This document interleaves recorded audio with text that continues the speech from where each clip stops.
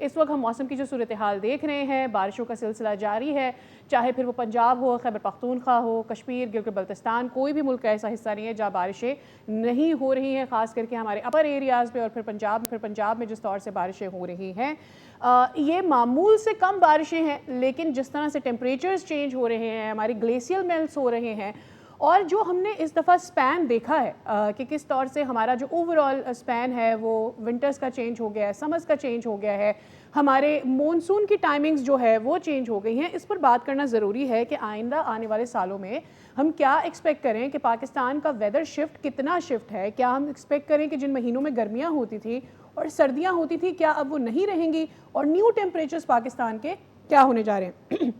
माफ़ कीजिएगा। इसी पर बात करते हैं। मरियम शबीर साहिबा हमारे साथ मौजूद हैं, आप याद हैं। बहुत शुक्रिया मरियम साहिबा आपके वक्त के लिए। सुबह बखैर मैम। ऑब्वियसली ये वक्त पाकिस्तान के लिए बहुत ज़्यादा इंपॉर्टेंट, हम तेज़ी से क्लाइमेट चेंज देख रहे हैं, उसको एक्सपीरियंस कर रहे हैं, हम बहुत वल्नरेबल भी हैं।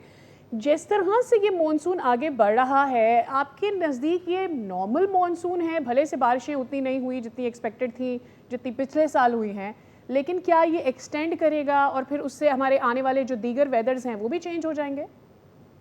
जी देखिए, इस वक्त जो सूरत हाल आपकी मॉनसून मॉनसून जो लेट हमारा आया है और जिसकी वजह से बारिशें भी आपकी कम हो रही हैं। लेकिन अल नीनो की वजह से ये फोरकास्टेड था और अगले साल भी जो है वो वर्स्ट कंडीशंस आपको देखने को मिलेंगी, जिसमें आपकी ज़्यादातर मुल्क के हिस्सों में आपको ड्रायर कंडीशंस देखने को मिलेंगी।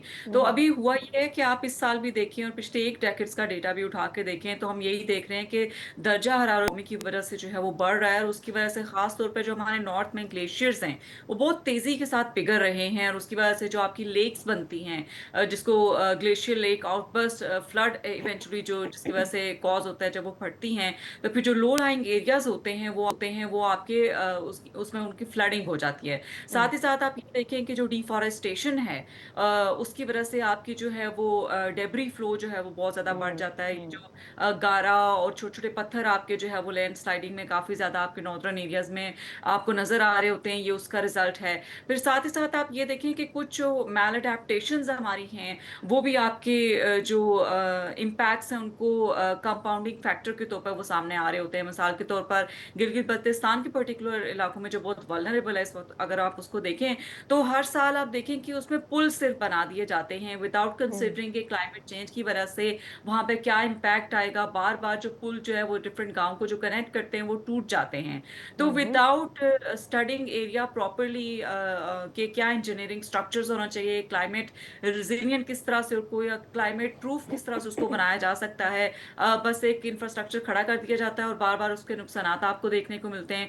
फिर मैं बहुत दफा ये बात पहले भी कर चुकी हूँ और पिछले साल मैंने इस पे अखबार में लिखा भी था कि हमारे पाकिस्तान में जो आपको ज्यादातर क्लाइमेट डिजास्टर्स नजर आते हैं, एक तो ग्लोबल फैक्टर तो अपनी जगह बहरहाल है कि ग्लोबल एमिशंस की वजह से हम वल्नरेबल हैं, हम पे इम्पैक्ट हो रहा है। लेकिन जो ज्यादा वर्स्ट सिचुएशन हमारे मुल्क में होती है, जो ज्यादा नुकसानात होते हैं, वो हमारे गवर्नेंस के फेलियर्स हैं। हमारा गवर्नेंस का सिस्टम बहुत ही खराब किस्म का है, और मयर्स हम जो हमारे हाथ में लेने की हैं अच्छा इम्प्रूव करने की, वो भी हम नहीं लेते हैं। मिसाल के तौर पर जो प्राइवेट हाउसिंग सोसाइटी का एक्सपेंशन है, जो ग्रीन कवर का रिमूवल है, तो ये जो प्राइवेट हाउसिंग सोसाइटीज हैं इनमें जो वेजिटेशन ब्यूटिफिकेशन के नाम पे लगाई जाती है विदाउट डूइंग प्रॉपर स्टडीज कि रिसर्च किस है। एरिया के हिसाब से क्या रेलिवेंट स्पीशी होनी चाहिए, क्योंकि उसका तो बहुत ज्यादा मरियम साहिबा ये देखिए नुकसान बताइएगा, होता है। Sorry to cut you here, but ये बताइएगा कि इससे हम ये तो फिर ऐसे आपकी बातों से ऐसा लग रहा है कि ठीक है हमारी क्लाइमेट चेंज की वल्नरेबिलिटी है, लेकिन हमारा अपना भी किया धरा बहुत है।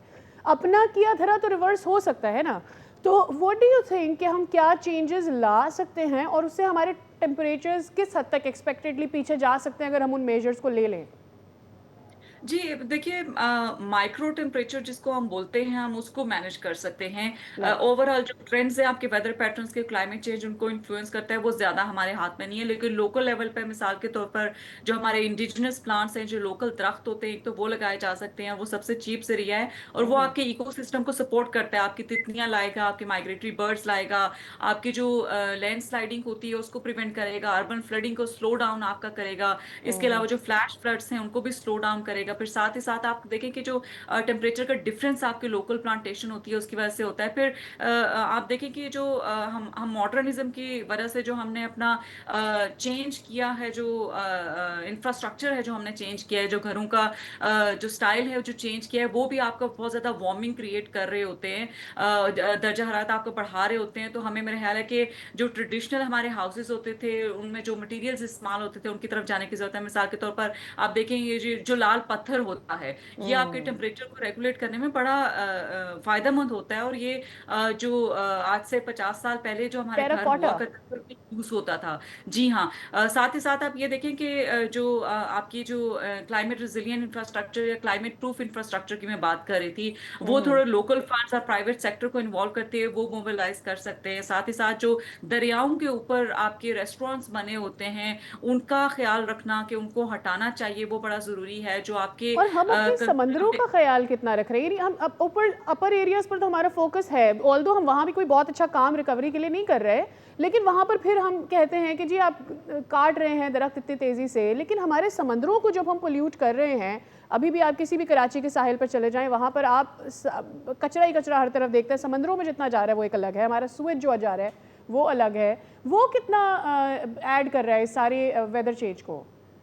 जी बिल्कुल, आप देखिए कि वेस्ट मैनेजमेंट सिस्टम हमारे यहाँ बिल्कुल नहीं है। आपका इंडस्ट्रियल वेस्ट, आपका हॉस्पिटल वेस्ट और जो सिविक सेंस हमारे यहाँ नहीं है, उसकी वजह से वो सारा वेस्ट आपके बरसाती नालों को क्लॉग करता है। और समुद्रों में जो हम फेंकते हैं वो आपकी जो फिशरीज की, एक तो आपका पानी बहुत ज़्यादा कम हो रहा है, फिर जो मछेरे होते हैं वो उससे बहुत ज़्यादा इम्पैक्ट हो रहे हैं। अगर आप सिंध के इलाकों या केटी बंदर में खासतौर पर देखें, जो आपके लोकल्स वहाँ पे होते थे, जो कल्चर को रिवाइव करके रखा हुआ था, जो लोकल गाने वहाँ पे गाते थे, जो टूरिज्म को वहाँ पे प्रमोट किया जाता था उनकी वजह से, अब वो बहुत सारे लोग, अराउंड 1200 के अराउंड फैमिलीज ऐसी हैं, टू 3000, जो वहां से माइग्रेट कर गए हुए हैं। तो ये बहुत बड़ा आपका लॉस है। जो बहुत सारा सोर्स ऑफ लाइवलीहुड लोगों का है, वो एक तरह से आपका जो है वो इम्पैक्ट वर्स तरीके से हो गया हुआ है। वो एब्सोल्युटली। आपके टूरिज्म को इम्पैक्ट कर डेफिनेटली ये बहुत साथ इंपॉर्टेंट साथ है कि हेल्थ हम हर इम्पैक्ट बार अपने आइडेंटिफाई तो करते हैं मरियम साहिबा कि ये हमारे मसाइल हैं, लेकिन उन मसाइल के ऊपर जब तक काम नहीं करेंगे तो हम रो कर क्या ही कर लेंगे कि ये भी हमारा मसला है और ये भी, और हमने मिलकर ही अपने मुल्क को बेहतर बनाना है। बहुत शुक्रिया आपके वक्त के लिए।